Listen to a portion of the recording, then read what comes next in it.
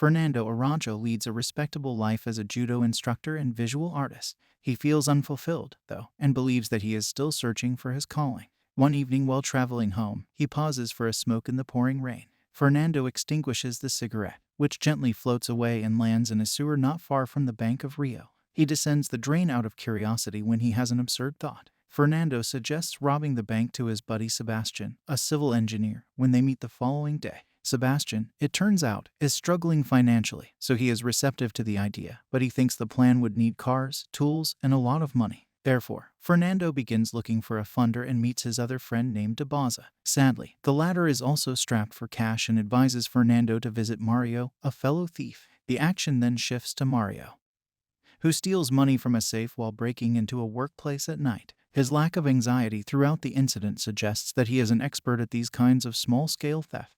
Fernando encounters Mario at a cafe the following day and pitches his idea. The master thief is initially uninterested, but Fernando persuades him by reassuring him that if they succeed in their heist, he won't have to take ever again. Fernando then takes him to the same spot, outside the bank, and drops a measuring tape inside the manhole to locate the tape's base.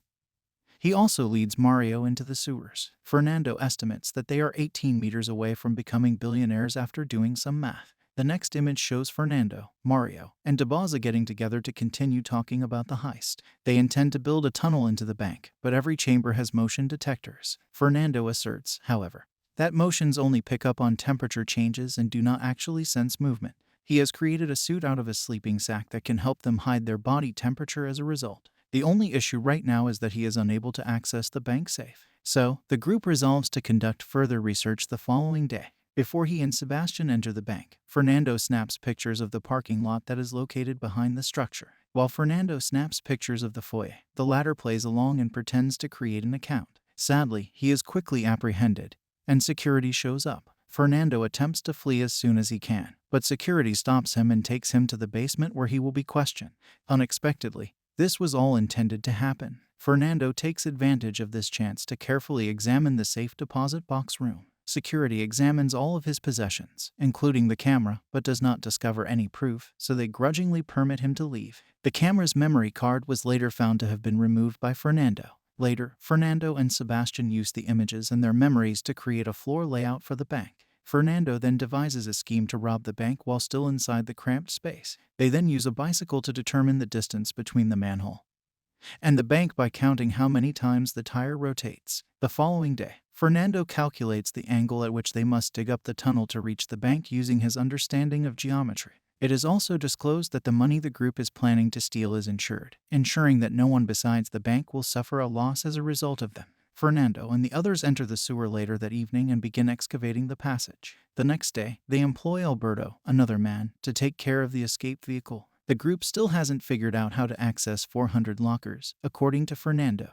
At first, they think about using a blowtorch, but that would require them to work for 7 hours overall and 1.5 minutes per box. Fernando advises renting a locker so you can study it carefully, but from a different bank location. The following day, Mario rents a safety deposit box from a different location of the same bank. He carefully monitors the mechanism as he opens it. Then, Mario and his companion take a getaway van and wait outside Alberto's house for him. They are subsequently confronted by police. The couple becomes fearful that they will be apprehended but are relieved when Alberto and his wife show up and inform the officer that they are friends. The gang keeps working on the tunnel until one day they have an accident and the drill breaks. Fernando dismisses the incident and decides to purchase a new drill, which enrages Mario because he has already put a significant amount of money into the project.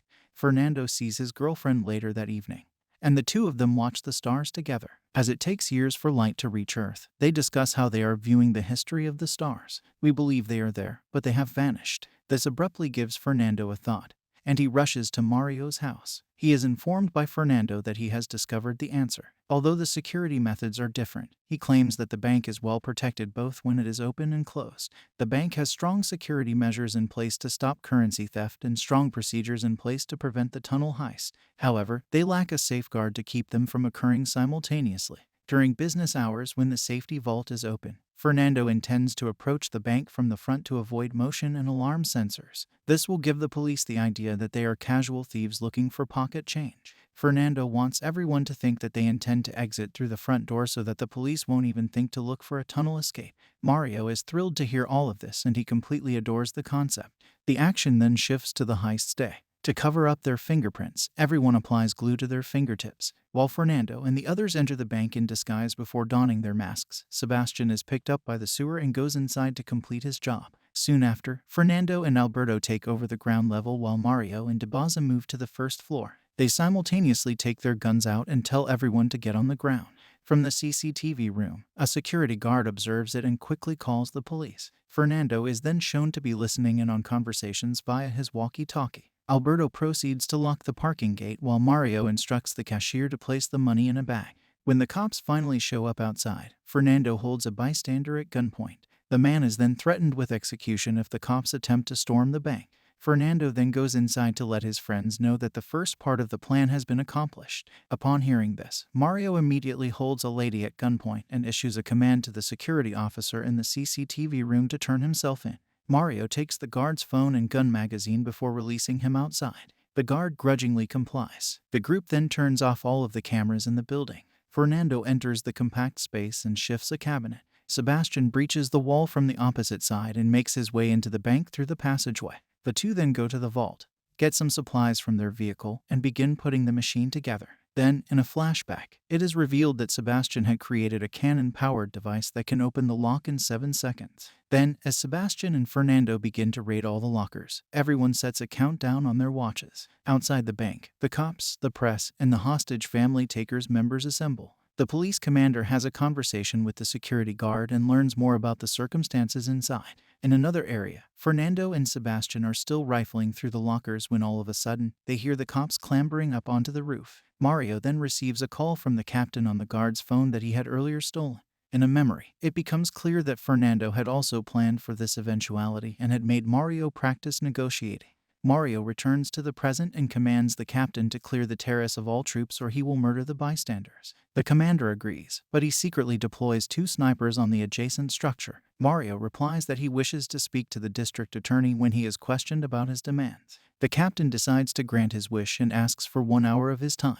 Fernando and Sebastian, in the meantime, have already opened many lockers and taken out a ton of money, jewelry, and other priceless items. The cops evaluate the circumstance outside. The main gate and the parking lot are the only 2 entrances to the bank. However, they have no information regarding where the captives are. They also come to the conclusion that it was just an attempted robbery. After some time, the commander calls Mario again and requests that he turn himself in. He claims that because the burglars have not yet injured anyone, they will receive a light punishment. Additionally, the captain offers to locate him a lawyer. In answer, Mario says he will talk to his friends about it. While the cops idly stand outside, Fernando and Sebastian break into additional lockers. It's then revealed that the old hostage's birthday is today as her phone begins to ring. Mario then bids her a happy birthday as Debaza presents her with a chocolate taken from a hostage. The snipers see them enjoy the woman's birthday and surprise the captain by telling him what they saw.